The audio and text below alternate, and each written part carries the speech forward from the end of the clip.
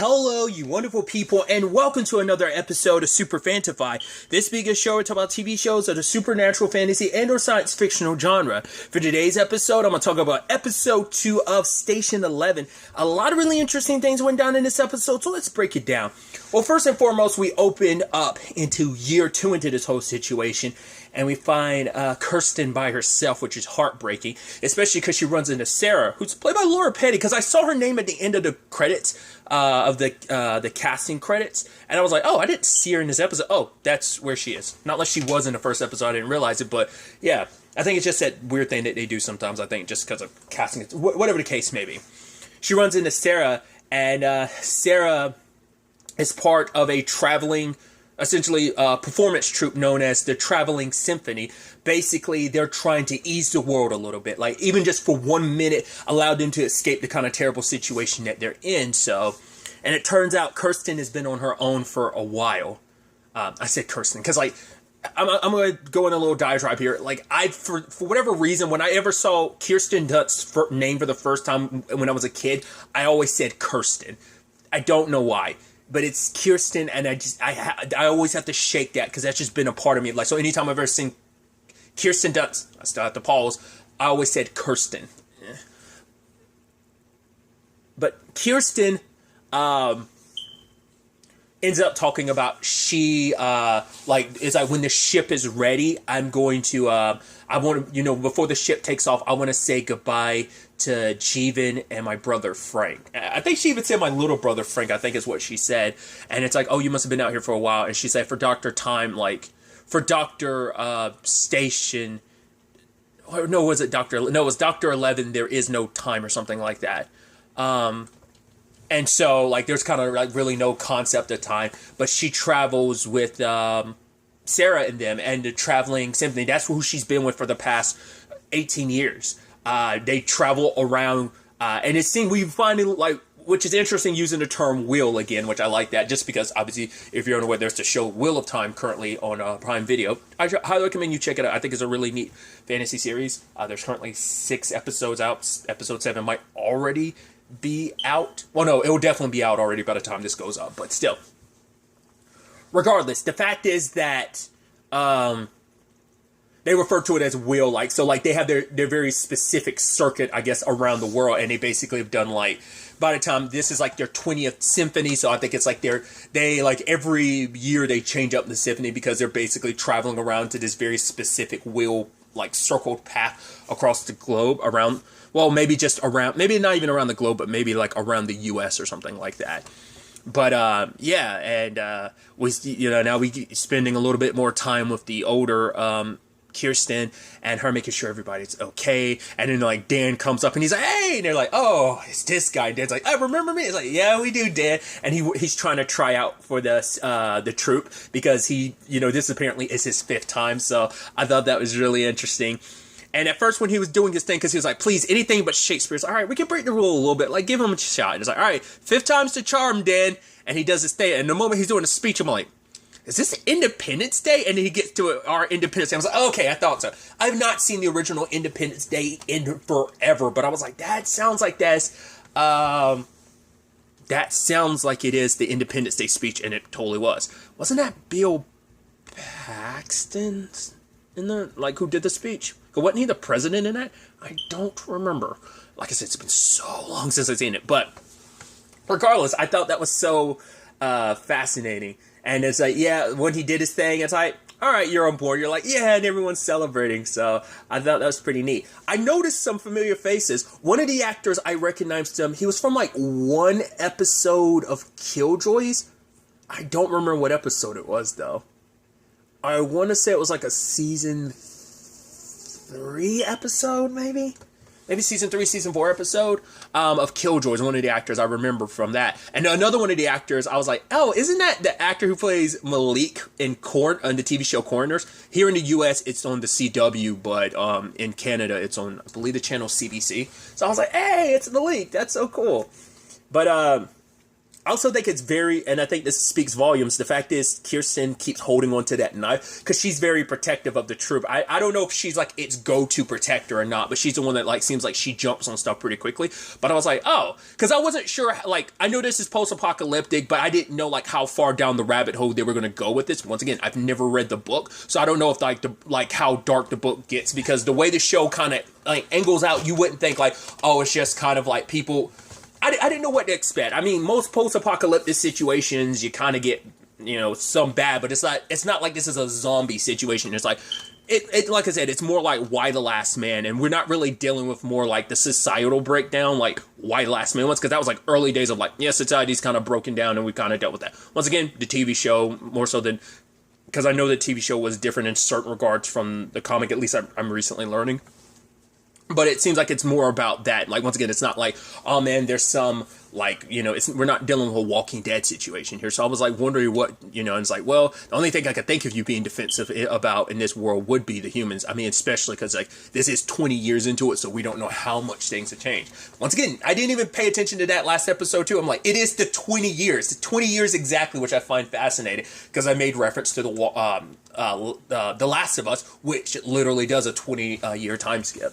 So, I'm going to keep doing this because I think it's fascinating, like just comparing and contrast. Because I'm sure, like, once again, I'm curious to look into like how old this book is, Station 11. But the fact is that it's an interesting parallel you could think of, even comparing like Jeevan, Frank, and Kirsten. Like, even if you compared that to like Joel, Tommy, and even the Sarah thing, because like, well, Sarah died and Tommy and spoilers, Joel lived, but then like they meet up with Ellie. So it's just an interesting thing, because now it's like, if she was a Sarah in this regard, but she's more like the Ellie in this regard, it's just like, oh, like for Jeevan and Frank to potentially both be dead, and it seems like both of them are dead. So it's like, wow. I was curious at first, like what circumstances led to them dying, and it's like, oh, it seems like. At first I was like, maybe it was the virus finally got them. Because we don't know how that works necessarily in this. Because when she immediately met Sarah, but Sarah's like, oh, I'm clean. So I'm like, I guess like maybe after a while the flu just kind of eventually dissipated and stopped affecting people. Or is it still out there and that's still a danger? Kind of like, I'm comparing and contrasting. I'm like, man, I'm pulling at every property I can think of. But, like Sweet Tooth, like even then, even though it's been some time, the virus is still an issue. People can still catch it present day. So that's why I was wondering about it. But it seems like they're not as worried about it. I guess as long as you're like avoiding other people. But it seems like, I guess, given enough time, it just finally dissipated. So no one's worried about it as much anymore. Because that was year 2. We are, like I said, we're in year 20 now. So specifically, it is 2040, which is just kind of interesting to just see that written out later on. But like I said, they're doing their Troup thing. I even love the conversation about, like, later on there's a conversation about relationships, and it's like, oh, like, because I love at one point, Kirsten was like, that's why I don't date actors, and she was like, and then the other person was like, but you dated me and you dated Jeremy. So I'm like, I guess like that would happen at some point in time, considering the fact is that they are such a tight-knit group, and like I guess very few people leave. So it's kind of like, because even at one point later on, someone's asking like the head honcho, one of the people who decides, I guess, the actors and stuff like that, he might be the casting dude, but she was like, oh, so who's sleeping in your tent nowadays? And he was like, no one. And she touches his arm out, and I was like, hey, yo, I guess that's just how it happens. Like, oh, who's sleeping in your tent? Oh, no one, huh? All right, let's, so I guess that's just how it becomes. That's just how things work for them. I just thought that was so fascinating. And I was like, oh yeah, you're around each other like year round, and potentially have been for like 20 years, because the lady that's pregnant that Kirsten was like upset when she found out, like, wait, you're leaving? She was like, yeah, I want to settle down, like I want to take a break, like from the Troup, like I want to get off the wheel, we're gonna stay here and have the baby, because Karen was saying that it's better. It's like, who's Karen? The midwife. And it's just like it's like, yeah, but Kirsten was like, yeah, but what about the wolves and stuff like that? And she's like, that's why I didn't want to tell you, Kirsten, because I knew you would like flip out and make excuses. But it's also, and she even admits it later on, it's based on trauma. It's like when people aren't around her, that's when she loses him. It's like, if I'm not able to, at least if I'm able to have my eyes on you, I can protect you, I can make sure you're safe. But when you're away, it's someone that you still love and care about, even if you guys aren't dating anymore. It's still someone important to you, still part of this family. And it's like, who knows how much she's lost, and maybe she hasn't really lost anyone in between year 2 and, well, these past 18 years, between year 2 and year 20. We don't know. There's still a good chunk we haven't caught up on, and whether or not they will really go into that is a whole conversation in itself. But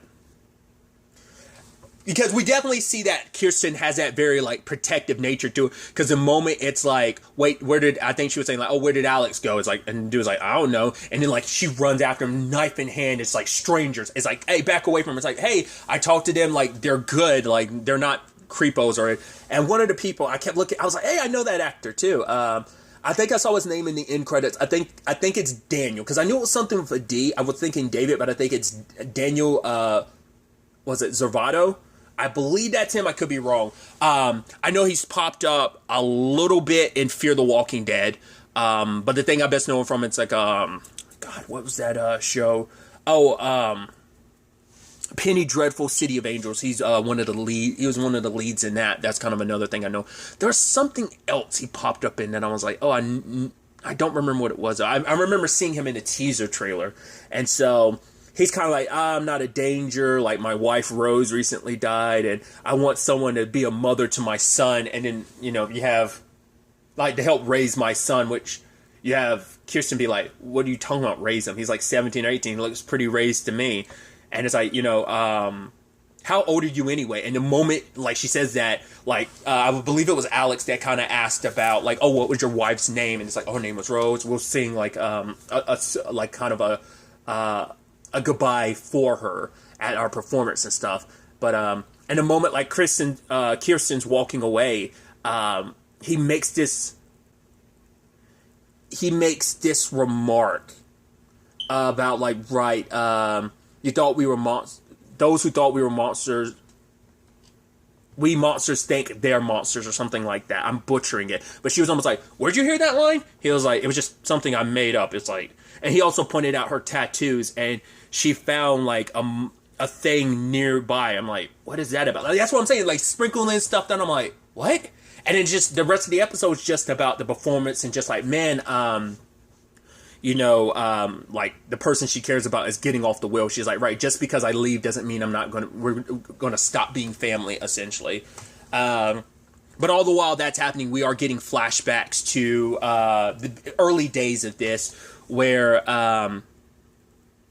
Kirsten is trying to text her mom and dad, like, calling them and texting them, like, I'm safe, I'm with a family, and obviously you have Jeevan watching TV, like, trying to figure out, like, obviously we're still in the midst of it. It's like 10,000 people have already, like, died or whatever. It's like, whatever this thing it is 99% fatal. It's like, Jesus. And it's like, yeah, things are pretty rough. And so Kirsten, I just did it in, ended up getting some messages. It was an iMessage thing from, like, her mom and then her dad. I was like, that's weird. Why would you both send them in? I'm like, what's that about? I was like, is someone going to pretend to be your parents or something? It's like, and she starts flipping out in her room because it's like she hadn't come out in, like, 3 days because she was worried about her parents. She couldn't get in contact with them. But then it turns out the message that got sent was, like, basically the hospital. It's like, right, the person who's trying to reach this, the person whose phone this is dead. They're here at, like, the morgue in, like, Memorial Hospital or something like that. Do not come here. So it's like, right, they're trying to give all the people at least some solace, but it's like, right, we don't want you to come here to check out, which is even sadder. It's like, to find out your parents are dead that way. Is it better knowing than not knowing? It's like, you always want to know, but then it's like, yeah, the knowing hurts because because at least you could, pretend like, no, my family's out there, they're okay. But in that moment, it's just like, she's also like, I don't even know when Christmas is. And it's like, all right, it's 11 or 12 days from now. And then Frank was like, yeah, 11 days. And she was like, and they're like, but don't worry, like, you'll be here with us. We're kind of essentially being like, we're not going to go anywhere. You're not alone, which is sad considering, like, eventually they will. We do get an instance of something where it's like, Kirsten locked the door and run. And I'm assuming they got attacked by people. I can only assume that's it. Not unless it is a thing of they got sick and they wanted her away from them. Because at one point, because I think they were coming in at one point. It's like, oh, Frank, it's me. So, like, someone must have busted into the place and was holding Frank hostage to get something. And then Jeevan must have come back with Kirsten and they got caught up in it. And so, I don't know. Because we do cut to at one point, like, while she's in the middle of the play, she's reminiscing about learning that about her family, but also that about her calling to Jeevan and Frank, but because her new room ended up being the closet, because I think she didn't want to go back to that room because that room has the window, so she'd probably see the outside world, and it's also the room where she learned all about her parents, and like she started tearing stuff apart. Didn't she end up tearing the book apart too? But maybe because later on, he's reading it with her, and it's like, right, it's like, oh, I've taken damage, and he's like, oh, good book, because I guess like she had already ripped out some of the other pages, so that's all that was left. Or maybe it was something, I thought it was like the Station 11 thing that she ripped out, because she was like, yeah, it's the only copy.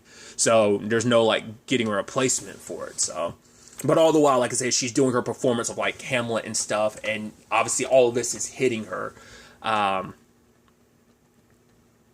Because apparently the place they're in right now, they're performing. It's like, right, everyone, because the moment they were rolling through at the beginning, like, there were, like, people were cheering, like, yeah! It's like, you guys are basically celebrities, and it's like, cool, like, this is their beginning, and this is their end stop of every turn of, on their trip, because this is where it starts, and every summer we end up back here, just started all over again. I'm like, that's so interesting. Like I said, for them to be such celebrities, even, this guy's like, oh, I'm from, like, the Museum of Civilization, and we don't, people don't even know we exist, but we want to open our borders and like let you come to perform for us. But then Sarah was like, fuck the past, like we ain't about that. Essentially, we don't get off the wheel. Like, we have our set path on what we do, and like we're not going to veer off of it just for your special thing. It's like, yeah, because we've been doing this for so long, people are looking forward to our performance. So it's like spearing off of it will mean like, because someone now knows like, all right, around this time is when they'll be here. It's like, wait, they're not here. And it's like, right, the purpose that they serve, they give people something to look forward to at least forget their problems and worries, at least for a little bit. So the guy who handed it out, though, I can never remember the actor's last name, but I know his first name's Enrico. Like, I've never seen a lot of it. I've seen, like, an episode or two of it, bits and pieces. I know he was one of the leads in the show Flashpoint. He was in a few episodes of iZombie, but I think I best know him for is playing Elias on Person of Interest. So I was like, dude! So that was kind of interesting. But, like I said, it's just, Kirsten and her friend do make up because she was like, right, I'm sorry, I was the one being selfish. She's like, not selfish, just sad. And she's like, I'm sad too. Like, I understand, like, all the people that you've lost and everything, So she understands why Kirsten got like that. And she knew, like, right. Because apparently, like, they've been, like I said, together since, like, she's like, yeah, we've been on this, like, trip together, like, for the past, like, 17 years. Because it's like, yeah, we've been together, a part of this together since, like, year 3. So makes you wonder, like, how many people were there just at the beginning in year 2 when Kirsten met Sarah, and just how many, So I thought that was kind of fascinating, especially her being the Shakespearean actor that she is. I even love that she had told Sarah back in year 2 about, like, oh, she was trained by Arthur, and she's like, well, we'll do something about that. Kind of like, well, we'll break you of those bad habits or something that he taught. Like, she was almost implying, like, oh, that's not actually a good thing to kind of be. Yeah, because even Dan knew who Arthur was, and she actually used one of his tactics to help her to be like, right, it's not about you, it's about everyone else. It's about Hamlet and his son is kind of supposed to be, because he was supposed to play Gertrude. Because I love the whole thing of, like, it's like, oh yeah, like, Pete, he's like, okay, I need you to play Gertrude because the actors who, like, 3 of them they're critical for, like, Sarah's new symphony, like what the music, she needs them. 2 of them were with something else, and then it's like, one was connected to Gil, and he's like, who's Gil? He's like, I can't get into it right now, so you're gonna play the part, right? He's like, do I have to say yes? And he was like, yes, you do. So I love that. But apparently, he got on stage and he did his thing. But then we had this weird instance of like, you had Kirsten looking off at the distance at home dude, and I'm like, because the way she was looking at him, she looked suspicious at him, and I was like, does she recognize him from like the time that Frank and Jeevan got attacked? Like, could he have been there? Because she doesn't know how old he was, because he could have been like, that was, like I said, like, at the very least 18 to 19 plus years ago. So maybe it could be that he could have been a little kid at the time, maybe, potentially. So that's what I was wondering on that front. Like, what was she kind of implying when she was looking at him? And then she goes over and talks to him and is like, yeah, there's certain inconsistencies with this story. Like, the place he claims to have seen them or whatever, he mispronounces. Like, if you were there, you would know how to actually pronounce the place. He was referencing the mushrooms, like the chicken of the woods or whatever. It's like, it doesn't grow in the South. It only grows, or at the very least, like, it was vice versa. It grows in the North but doesn't in the South. Like, wherever it was he was saying it would grow, he was lying. And he was like, oh, like, you've always been charged since day zero. And you're like, what was that amount? And then he's basically saying, like, yeah, we got to stay with the Troup for a while. Not long, but a little bit. And she's like, no. And he's like, well, then so-and-so is going to stay behind with the baby. And she's like, no, and stabs him. And it's like, that line, he says it again. And she's like, where did you hear it from? And he was like, the prophecy. And I'm like, is Station 11 the book supposed to be a prophecy of some sort that now, like, people have reveled around? Like, is there almost like this cult following believing like, oh, this is the holy Bible of the prophecy that would it, is that what that's supposed to be a reference to? And you're like, wait, what? That's why I'm like, this show is going crazier than I thought it would. Because I'm like, well, I don't know, because once again, the teaser does not give off the tone of it's just a tone of like people trying to find their way and survive after everything, potentially a cure and stuff like that. Is kind of what people are holding out hope for. But like I said, maybe the full trailer went more into it, but I never saw it. So this shift in tone and stuff like that was kind of interesting. So it's like, wait, like, there's a lot more going on here. Like I said, because I treated it more like, oh, this is going to be people's lives as they, like I said, finding their way through everything. But it's like, no, there's more at play here. So whatever group Home Dude was a part of me wonders, does that... Because the scene after she had talked to him is when she looked at her tattoos again and she saw that piece of wood shaped like it. So I don't know if that's supposed to be indicative of, like, whatever group they're a part of. So it's like, right, did she join some other group or at least cross paths with some other group before crossing paths with the Symphony or whatever? Because she had a knife on her, like, when she met Sarah. So makes me wonder, because she joked, at least it seemed like she was joking about those tattoos represent the people she's killed. And you're like, was it? Did it? I don't know what to make of that. And the moment she wakes up the next day, it turns out like he's gone. So I don't know. I was like, wait, oh, so he didn't, because she was probably hoping he'd just bleed out. I'm like, well, what about his kid? Like, aren't you worried? But it's like, no. And it's like, right, his kid put him in a wheelchair, and if that is his kid, and he's willing away, he's like, don't worry, it gets you back home. So that's definitely going to be interesting to see what the hell that's all about, because maybe she knows more than like anyone else in the symphony knows, or maybe they're all aware and she's just hiding that. I don't know what to make of that. That's just kind of an interesting element to just kind of like curveball to throw at, with everything, the way they set it up with just the entire episode being connected to the traveling symphony, just for that to kind of be added in at the last angle like that is pretty like, whoa, so what's going to happen from here? We'll have to wait and see. Obviously, there is still another episode I have to watch, so I'm excited to see where episode 3 takes us with all of this. But really, that's all I'm going to talk about. Until the next time we meet, be happy, be safe, live life to the fullest, and enjoy it. Good day, and goodbye.